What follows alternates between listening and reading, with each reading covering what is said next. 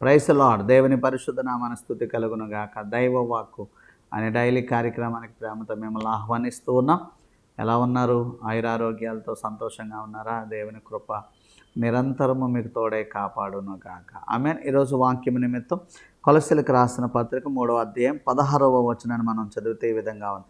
సంగీతములతోనూ కీర్తనలతోనూ ఆత్మ సంబంధమైన పద్యములతోనూ ఒకరిని ఒకడు బోధించుచు బుద్ధి చెప్పుచు కృపాసహితముగా మీ హృదయములలో దేవుని గూర్చి గానము చేయుచు సమస్త విధములైన జ్ఞానముతో క్రీస్తు వాక్యము మీలో సమృద్ధిగా నివసింపనీయుడి. ఆమెన్. హల్లెలూయా. క్రీస్తు వాక్యమును మీలో సమృద్ధిగా నివసింపనీయుడి అని పౌలు గారు రాస్తున్నారు. అంటే మనలో సమృద్ధిగా దేవుని వాక్యం నివసించాలంట. ఎలాగా?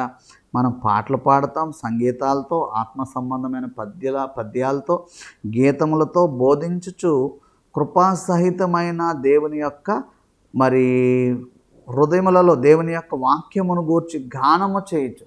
సమస్త జ్ఞానముతో కూడిన దేవుని వాక్యం అన్నాడు. అంటే మనం పాట పాడాలి, సంగీతాలు వాయించాలి, గీతాలు, పద్యాలు, ఏమండి అన్ని రకాల జ్ఞానముతో దేవుని వాక్యాన్ని మనలో నివసింపచేయాలి. అంటే ఏది జరిగినా దేవుని వాక్యంతో ముడిపడి ఉండాలంతే. అంటే మనలో దేవుని వాక్యమును నివసింపచేయాలి. దేవుని పాటలు, దేవుని యొక్క సంగీతం, దేవుని యొక్క వాక్యం పాట రూపంగానైనా, పద్యం రూపంగానైనా, ఏమంటే సంగీత రూపంగానైనా దేవుని వాక్యాన్ని నివసింపనివ్వాలి అని చెప్తున్నా. అంటే మనలో ఉండవలసింది దేవుని యొక్క వాక్యమే. వాక్యము చాలా ప్రాముఖ్యమైనది. వాక్యం అనేది విత్తనం, వాక్యం అనేది ఫలిస్తుంది, వాక్యం అనేది ఎదుగుతుంది, వాక్యము ఆశీర్వదిస్తుంది, ఫలవంతంగా నీ జీవితాన్ని మారుస్తుంది. దేవునికి స్తోత్రం కలుగునుగా.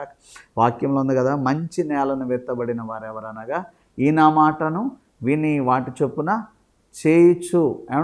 ఆ మాట విని ఆ మాట చొప్పున చేయి ప్రతి వాడు 30 60 100 జీవిస్తాడని వాక్యం. అంటే 100-fold బ్లెస్సింగ్, 100% దీవెన ఎందులో ఉంది అంటే దేవుని వాక్యములో ఉంది. కానీ ఈరోజు మనుషుడు వాక్యాన్ని నిర్లక్ష్య పెడతా ఉంటాడు. వాక్యాన్ని సరిగా చదవక, ధ్యానం చేయక, వినక, పాటల్లో సంగీతంలో బాగానే ఉంటారు, కానీ వాక్యం వినేటప్పటికి కొంచెం నిర్లక్ష్య పెడతా ఉంటారు. బైబిల్ చదవాలంటే నిర్లక్ష్య పెడతా ఉంటారు. ఈ రోజుల్లో సెల్ ఫోన్ ఎంతసేపు అయినా చూస్తాం, కొంతసేపు అయినా దేవుని మాటలు మనం చదవలేకపోతా ఉన్నాం.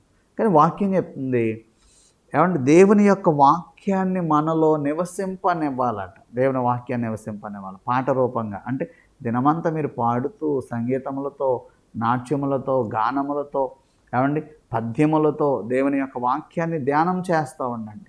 ఆ వాక్యాన్ని పాడండి, ఆ వాక్యాన్ని చదవండి, ఆ వాక్యాన్ని కావ్యరూపంగా మీరు చదవండి.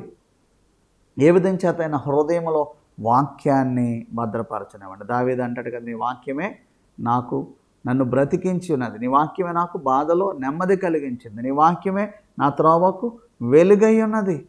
బ్రతికించేది వాక్యమే, వెలుగిచ్చేది వాక్యమే, జీవింపచేసేది వాక్యమే. దేవుని స్తోత్రం కలుగునగా. నీకు నెమ్మది కలిగించేది వాక్యమే. అదే దావీదు అంటాడు, రాత్రి జాముల యందు నీ వాక్యంలో ధ్యానించినప్పుడు నాకు క్రొవ్వు మెదడు దొరికినట్టుగా ఉందంటాడు. మరి ఈరోజు వాక్యాన్ని చదువుతున్నావా? దేవుని వాక్యాన్ని చదవండి, వాక్యానుసారంగా జీవితాన్ని కట్టుకొని మీ ఇంట్లో కొదువు రాదు, మీ ఇంట్లో లోటు రాదు. దేవుని కృప, దేవుని యొక్క ఆశీర్వాదం ఎల్లవేళలా సమృద్ధిగా మీకు తోడై ఉంటుంది. దేవునికి స్తోత్రం కలుగునుగా.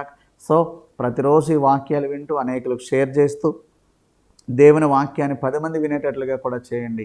ఈ పరిచయంలో మీరు కూడా పాలు పొందండి. నిశ్చయముగా దేవుడు మిమ్మల్ని దీవిస్తాడు. దేవుని వాక్యం మెండుగా మీలో నివసించునుగాక. ఆమె పరిశుద్ధుడైన తండ్రి, దయగల ప్రభువా నీకు వందనాలు. విన్న మాట హృదయంలో పెట్టుకుని వాక్యానికి విలువిస్తూ, వాక్యాన్ని చదువుతూ, వాక్యాన్ని మనలో నివసింపనివ్వాలి అనేటువంటి ఒక మంచి దృక్పథంతో ముందుకు వెళ్ళడానికి సహాయం చేయండి. ఈ వాక్యాలు ఫలింపచే ప్రభువా అనేకులకు దీవెనకరంగా మార్చు. నీ కృపా సమృద్ధి ప్రతి ఒక్కరికి దయచేయమని యేసు నామములో ప్రార్థించి దీవించి అడుగుచున్నాను మా పరమ తండ్రి. ఆమేన్.